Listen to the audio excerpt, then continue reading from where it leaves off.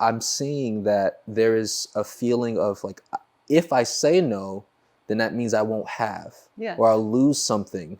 But then it's like, what are you losing, really?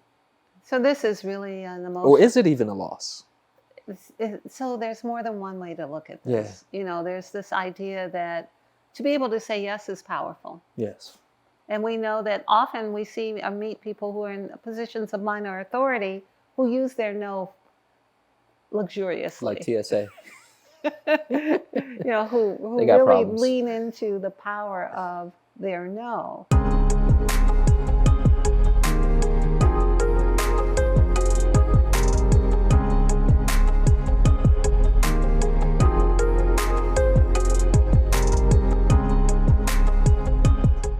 So this weird echo chamber that liberals are living in right now just shocks me.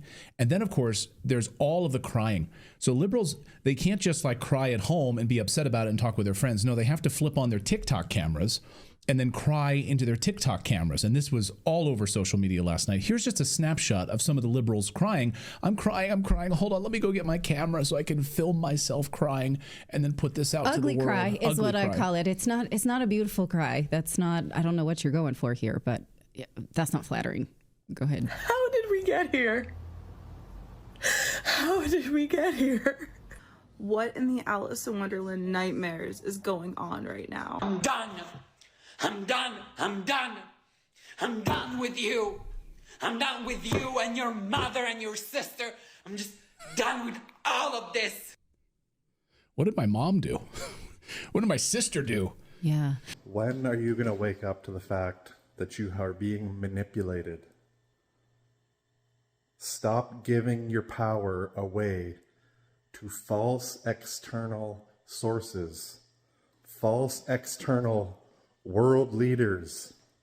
You are so damn gullible to think that a world leader, the new presidency, is going to be the catalyst of change.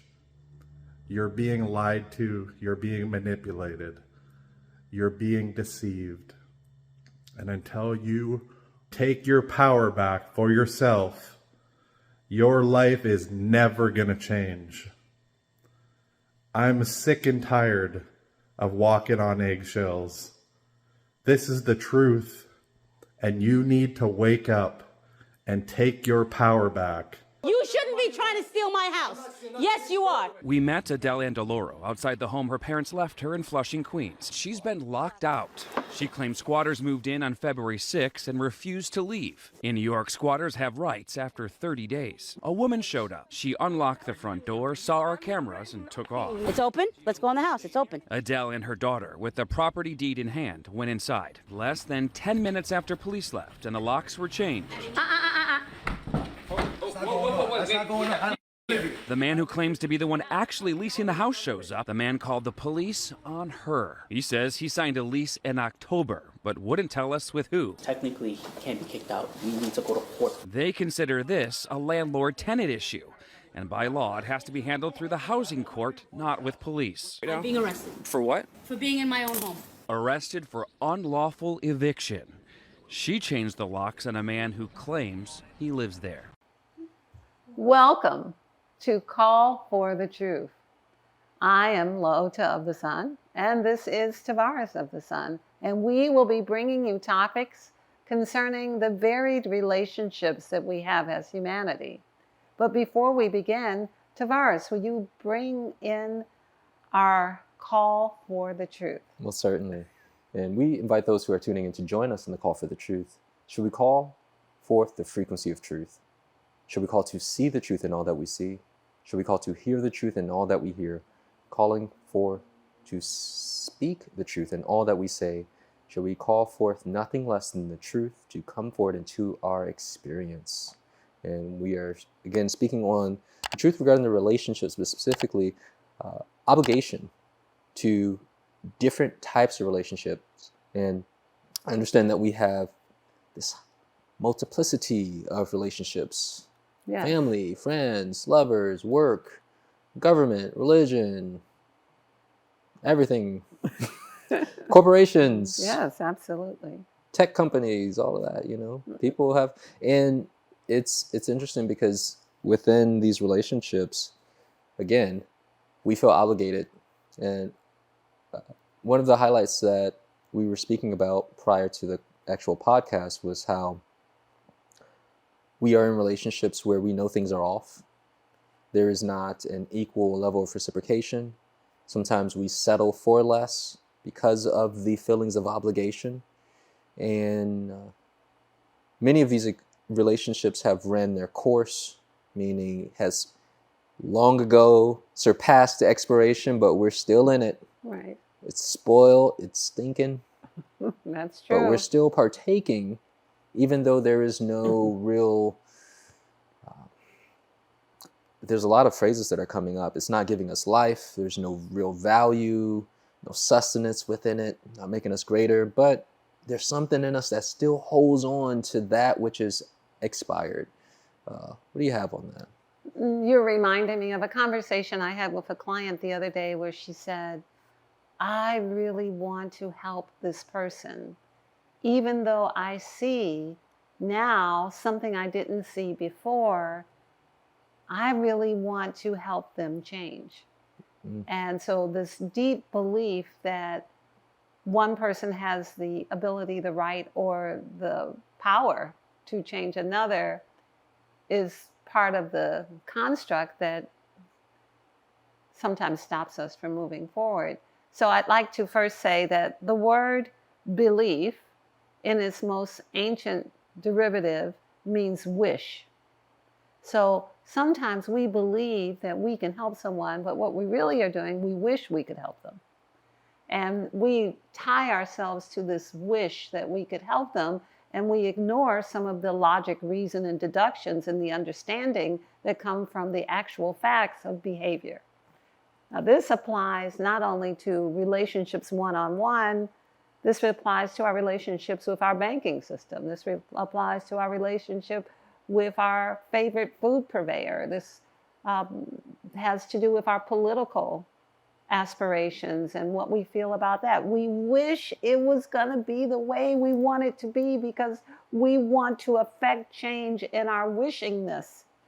That has no foundational basis or substance to anchor it in. It's just a fleeting, oh, I wish.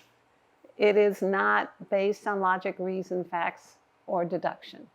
That's the weights, the anchors, the groundingness that makes a thing real. So whether it's your relationship with your children and the children are disrespectful and out of order and still requiring for you to support that financially and emotionally, and that is a relationship where you are not being served by the relationship, but they are being served by their relationship with you. Ooh, sounds parasitic.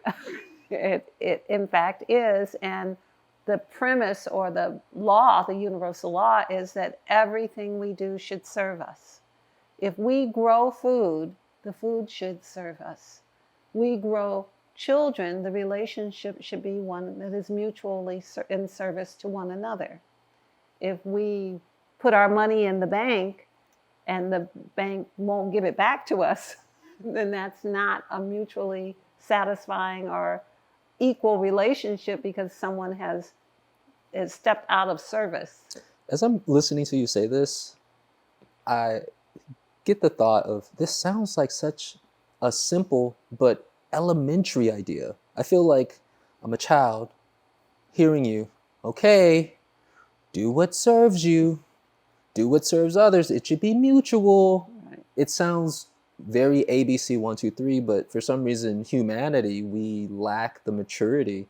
We, for some reason, cannot grasp that understanding in, again, the most tangential relationships that we have. I think that's true, and some of this is about fear. Some of this is that we have not grown courageous enough to develop our no. That part. Yeah, like, no, now that I understand how this goes, now that I see if I do this, you do that, and if I continue to do this, you do that, I will develop the courageous no that I have, like, no. So the no, essentially, this is what's coming up for me. The no is some form of establishment of a boundary where this is the line I've drawn because for some reason this is what's coming up in me. In order to maintain my sovereignty, my freedom, my respect for myself, my honor for myself, to maintain the sacredness in my divinity, no. Absolutely. So this is the law that represents that is you must protect your own existence. So if giving away all your food or someone taking all your money or eating all the food or giving you medicine that hurts you or teaching your children to be serial killers, if any of these things are against you preserving your own life, you have the right to develop a perimeter of protection around you and develop the courage to say no, which might mean you homeschool. It might mean you're celibate for a while. It might mean that the children are not happy with you for a little bit. It might mean that your lover stomps out. But you remain with yourself, intact in the laws and principles of creation as a sovereign being where you are not allowing yourself to be aggressed, which is the place in which you can then make the next step. If you're laying on the floor battered and hungry and without resources, you cannot recover from that. I have a question for you. I'm looking at this through the lens of the person who's in the position of needing to say no. And again, you use this language to describe being on the floor, battered, bruised. And this can be emotionally, this could be you're being taken advantage of. And again, with different types of relationships, family, corporations, your government, etc. Like, what is it within the person that feels like they're losing something when they say no? Because what I'm seeing is that it's difficult for a person to say, no, I won't. And I'm seeing that there is a feeling of like, if I say no, then that means I won't have, Yes. or I'll lose something. But then it's like, what are you losing, really? So this is really an emotion. Or is it even a loss? So there's more than one way to look at this. Yeah. You know, there's this idea that to be able to say yes is powerful. Yes. And we know that often we see or meet people who are in positions of minor authority who use their no luxuriously. Like TSA. You know, who really problems. Lean into the power of their no. That's really not what we're talking about. We're talking about when it comes to preservation of the sacred self. Like when we're talking about what is the essence of you, is the essence of you being exalted? Is the essence of you being aggressed? Is the essence of you being made to be less than? Of course, that has to do with the person who's looking at it too. So at certain levels of maturity, you can't aggress a person who won't be aggressed. But so there are many levels in this, you know, so depending on where you are in the levels, if you have not established that you're sovereign and what a person says does not aggress you because you have enough sovereignty to not need what the other person has. But most of us in our world, we need water, electric, we need housing, we need mortgages, we need banks, we need Chipotle, we find ourselves in a very compromising position. We find ourselves in a position where we don't have the ability to develop our no because we haven't developed our yes into sovereignty.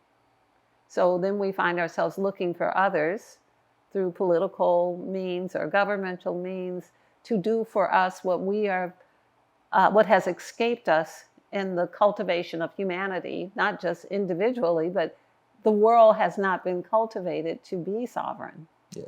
So we find ourselves in this transitionary state where it is wise to develop boundaries. That not only when we make a boundary so that the water doesn't flood onto our property. The same thing happens when we make a boundary with a person that, this far and no further. Like Gandalf, shall you go no further? Yeah. I don't know if that's exactly. Thou shalt not pass! And then boom, explosion. Okay, I haven't seen the movie in a while. But the idea of developing within you the clarity and the power to exert your will in your own benefit in your circumstance, not to exert your will to go and change someone that you wish you could change them. You think you can be a benefit to them, but not looking at the fact, have you changed you? Ooh. Have you used your will to change yourself, to give yourself more structure, more clarity, more uprightness, more sovereignty, and then by the law of frequency, who you're with will be in that frequency. Yeah. But when we transition, there is this mix between the two. Yeah.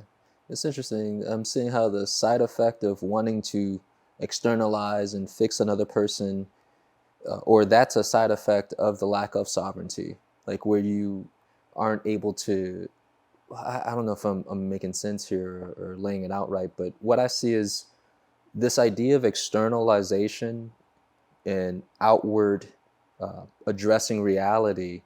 It often leads you from sovereignty, from being able to operate securely.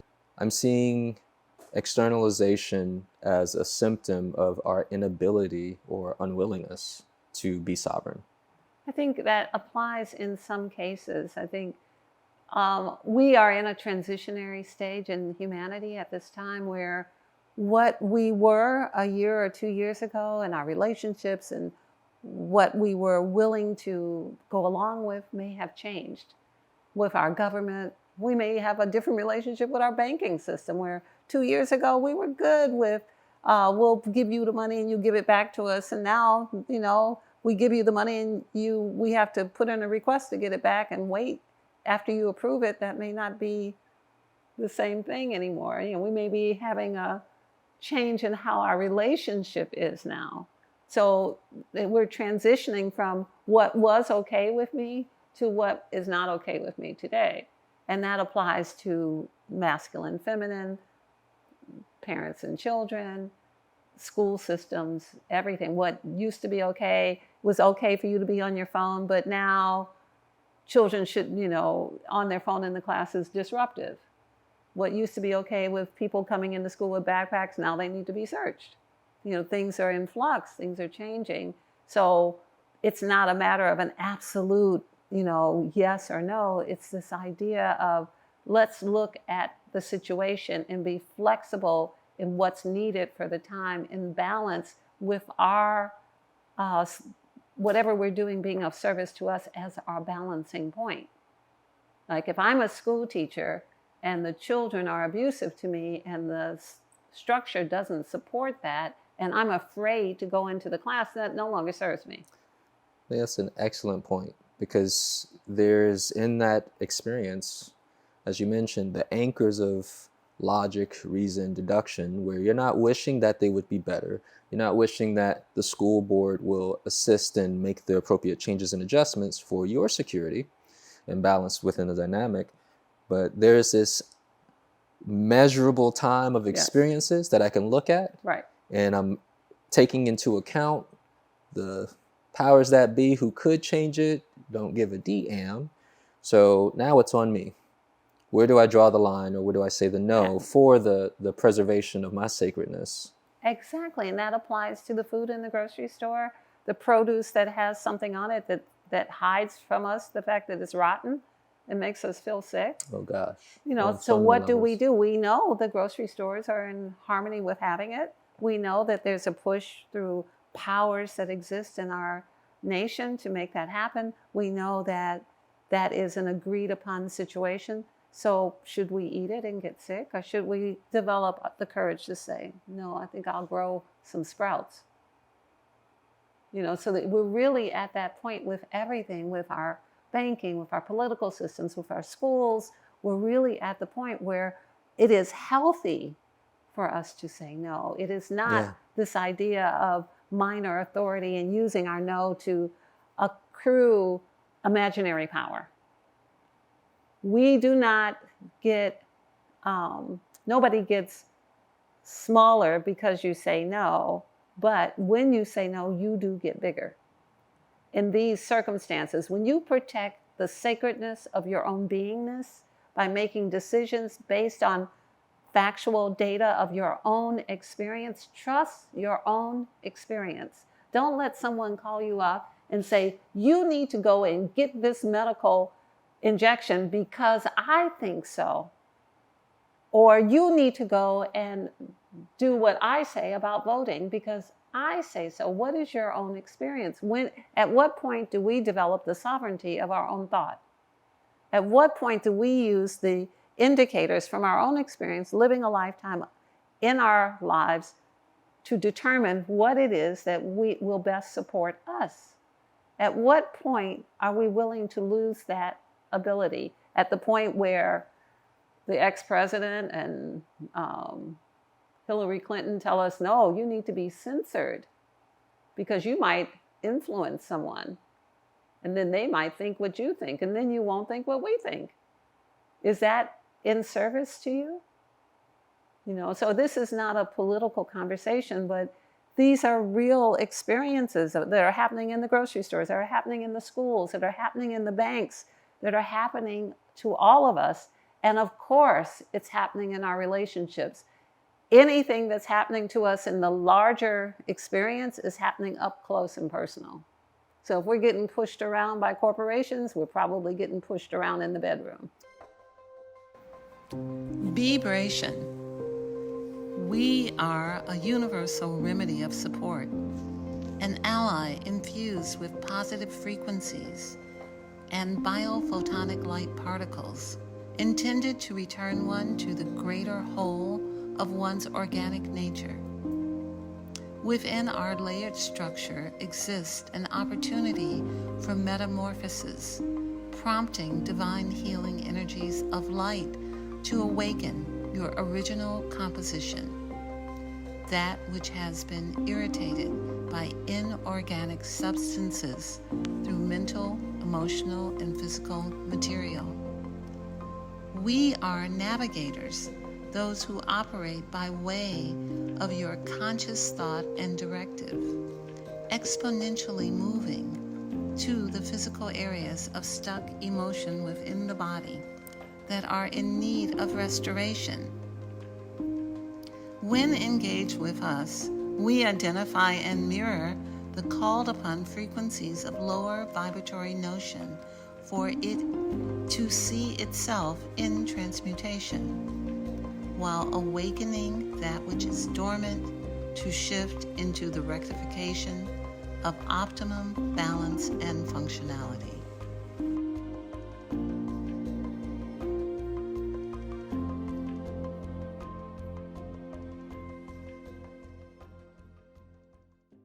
I want to speak about this a bit. Yeah.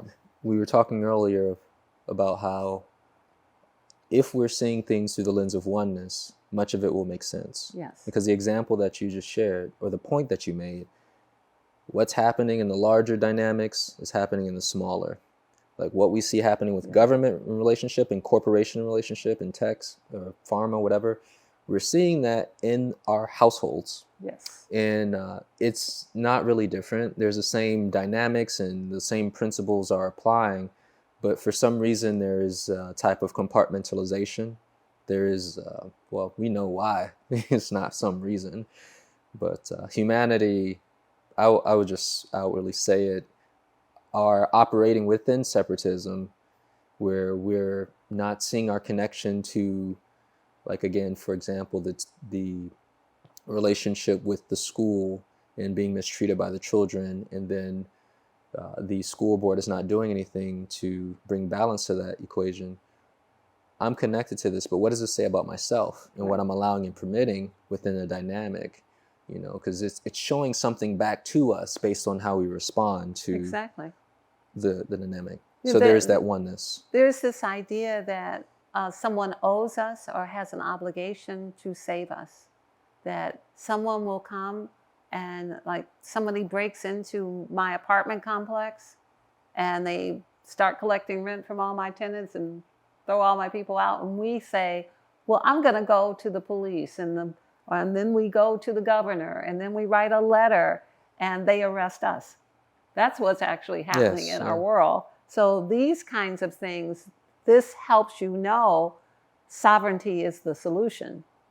That it would be better to not think that someone's coming to save you, and then it opens up other possibilities. There's a different level of what can be considered. And maybe you do just need to back up and leave. But if you think, since the end result is that you won't get backed up by the powers that exist, that you have been taught would work on your behalf, then what happens is then you're more injured. Because now you're injured by the aggressor, and now you're injured by who you thought your savior would be. I've been abandoned. They was, why y'all didn't help me? Yes, exactly. 911, police. Yes, exactly. So many people have been confronted with that. I'm going to court. And if I go to court, then the injustice will be taken care of. But in fact, the injustice is compounded, or misunderstood, or the end result was already decided before you got there, which many things are already decided. Things having to do with power and money are often already decided. We can all look at examples of that and do our own research. This is not a conspiracy theory. This is actual fact. This is an actual fact. So the idea that oneness is in point of fact the solution, however, thinking that someone else, your lover or your parents or your children or your school board or your bank owe you something when they're showing you they don't, you injure yourself. You have double jeopardy if you believe that myth. So if you operate with the fact that, let me operate with you where I'm going to give you what I need to do to transact business, and I think I'll do something else with the rest. If we do it where maybe my children can be online for a while for school instead of being with serial killers. Maybe I'll do something different with my political aspirations than buy into whatever is available. I mean, so it's on every front. Yeah. The what is happening in our world is we are watching the deconstruction of an empire. Most of what you see now won't exist in 10 years. Most of the saviors you think are coming, not only are they not coming, they won't even exist in a few years, maybe even sooner.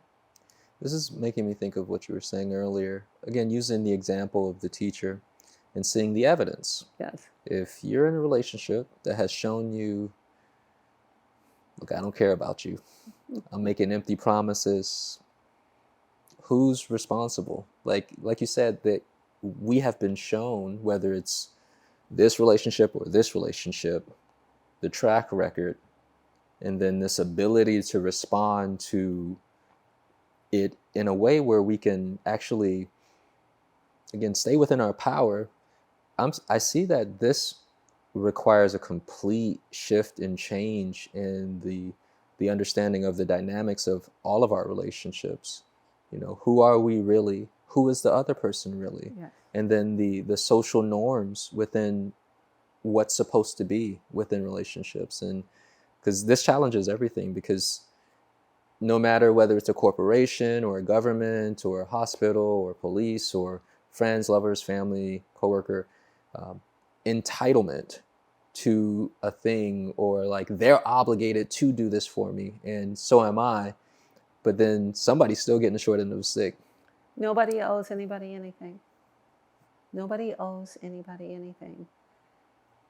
Nobody owes anyone anything. But we owe ourselves to protect ourselves and to learn to have the courage to stand up, just like nature. I was just going to ask you, are there any references in nature? Yes, because in nature, there's references everywhere.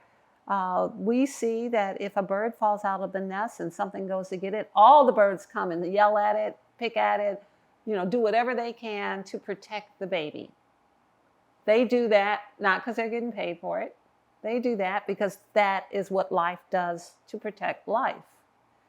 It's the same way when something happens, the thing then runs, if something's after it, to save its own life, or it stands and it fights. This is bringing me to a thought I had. I didn't think I was going to say it, but this is creating the impulse. It was a thought of, could we be living in a death cult where most of our actions are moving us closer and closer to like anti-life or some form of death or something being taken away? And because when you say the birds, I almost said people, the birds or life will protect life, and that is absent within our human experience, where when things are happening, people might just have their cell phones and just observe and not want to protect life in whatever circumstance it is. And so I see, even in the experience of the teacher, if the teacher stays in there in that situation, it is an injustice to her, going home upset, sad, depressed, that's anti-life. It's incrementally moving you closer to death, because it sure as hell ain't giving life to you. So what are your thoughts on this? Well, I especially like the example of the teacher going home, because in the experience of having the frequency of being aggressed and not being supported, that frequency then becomes the frequency set. And the entire frequency set of the person then will attract a like and compatible frequency. So when they go home, there's varying levels of the same thing going on. Yes. So it is so imperative that we protect who we are by being at the highest possible frequency, which also means that we control what we can control. And we get with like-minded people in community to assist who are also of that same frequency set. So that doesn't mean that everybody's going to agree. Everybody who hears this video is not going to agree, and it's okay. But the ones who are at the frequency set, who recognize the world is moving in a direction that is not in their favor, and if they're sad because of the election, or they're happy because of the election, if they're so easily moved by things that still have, nothing has changed at this point that encourage you to be sad or happy. So it's all theoretical at this point. It's all just someone said somebody won, someone said someone lost, and everyone has a lot of emotion concerning it, but nothing has actually happened. So when we're easily swayed to move our emotions into varying levels of ecstasy and sadness, we lose. So I want to ask you a question. What I'm seeing is an idea of, or the necessity for humans to move into a state of mastery, more control over our emotional state of being. Because that example that you said, nothing really happened yet. Like, there's no evidence. It's just the belief system and the game and the theatrics, but people are losing it. Yes. We've encountered several people who their whole day, maybe their week, maybe their year, down the drain because of this one incident. And I think to myself, what does that say about how much power we have given to something outside of ourselves, or a relinquishing of the sovereignty of, I choose in spite of to stay happy, or at least neutral, or something. I think it is so important that we choose life. And that one of the ways of demarcation is to look at everything. Is this life? Or is this varying levels of death? Or is this death? Is this varying levels of life? Or is this death? And when we look at it that way, does this help my food from the grocery store keep me alive?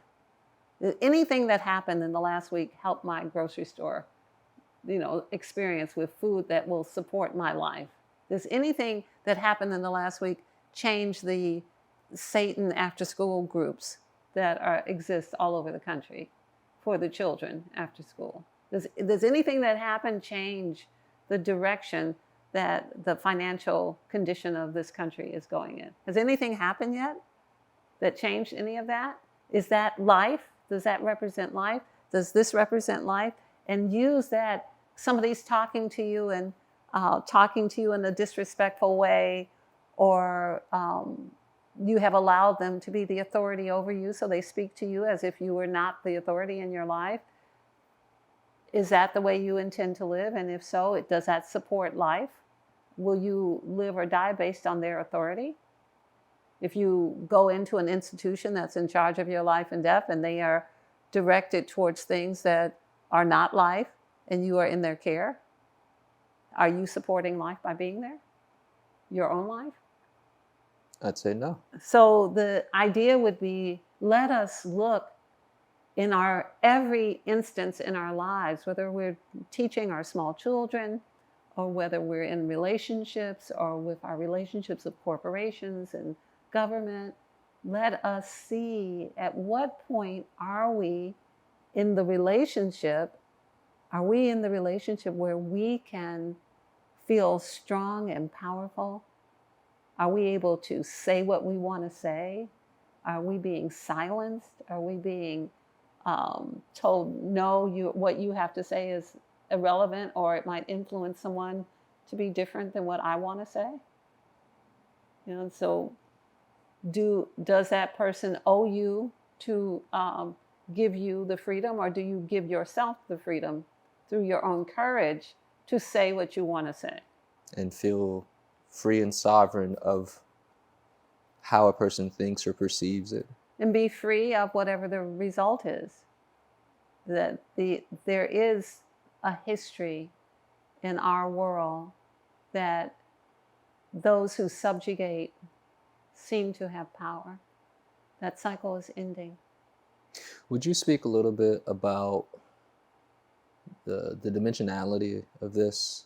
You kind of touched on it a bit without using that language. I mean, all of this is very dimensional, but yes. The idea of where life in itself, in the universe, is kind of cradling and guiding humanity towards, as it relates to the multidimensional nature of who we are, and this whole sovereign free thing, and our relationship with ourselves and life itself. That's quite a lot. I know it's, and then I don't know if we wrap up here, but that's where I'm at. So for you multidimensional viewers, like, comment, subscribe to this if you're about that multidimensional life.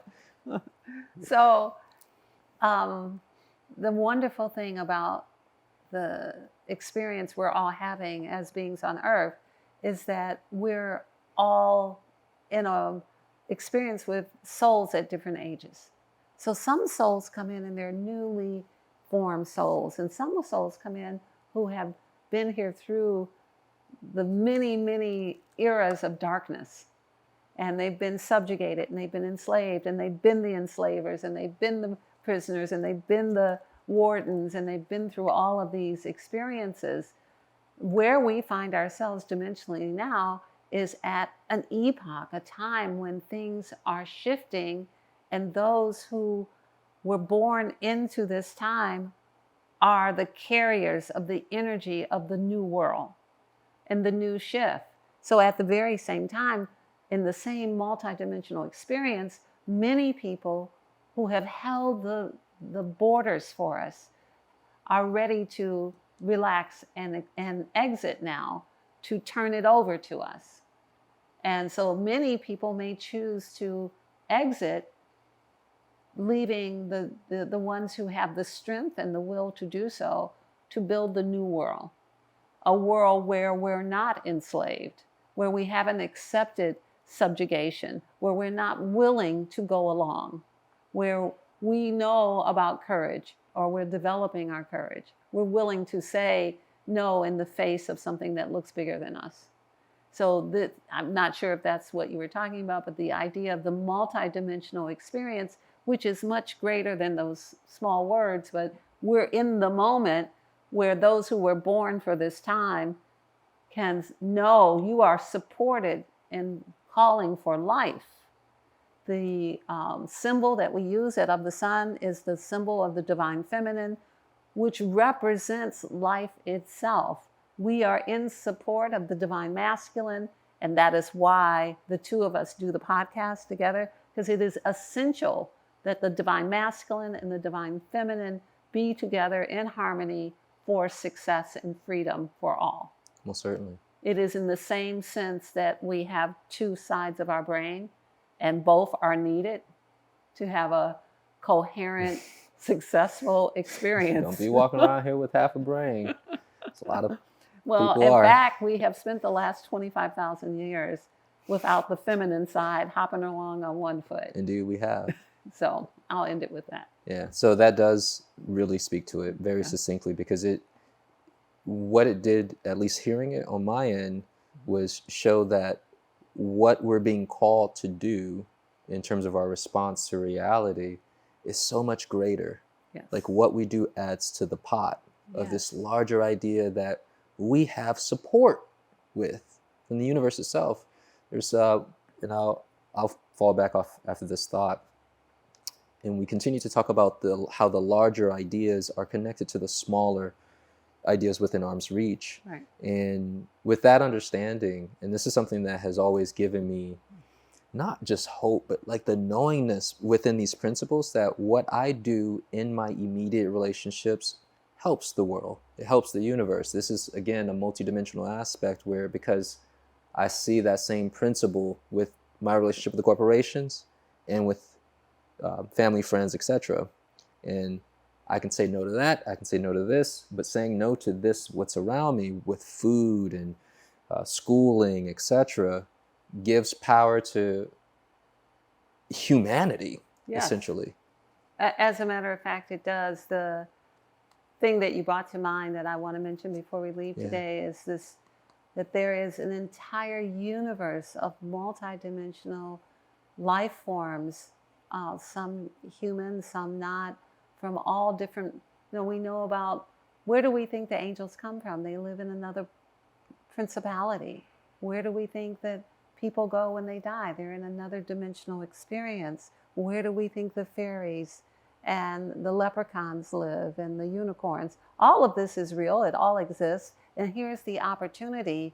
If we will face the truth, then the truth will reveal to us how amazing it is. The prospects of the new world are well worth us moving through this period of time where we have to confront our own fears and develop the courage to move anti-life out of the way, so that all that is life may be revealed to us. So we thank you so much for joining us, and we'll ask Tarvars if he will pull a card based on our conversation today about our relationships. And your card is... Oh, this is so beautiful. The theme is freedom. As we free ourselves, we awaken the others that are asleep. Yes. Don't you just, I love that. I love when get you some Call for the Truth cards. That's all I got to say, because they're so spot on and interconnected. I'm going to fall back. But any thoughts on this? It really is the period. Because we just said it. And the cards just said, hey, validated. Yes. We become, as you each get closer to ultimate freedom, you free everyone within your vicinity, everyone within your frequency range, everyone from your bloodline, everyone who in your DNA, everyone becomes greater, freer, better, more. Be free. We thank you for joining us. We give you the greetings of In Lakesh and Veritas, Oneness and Truth, and invite you to come back and see us again.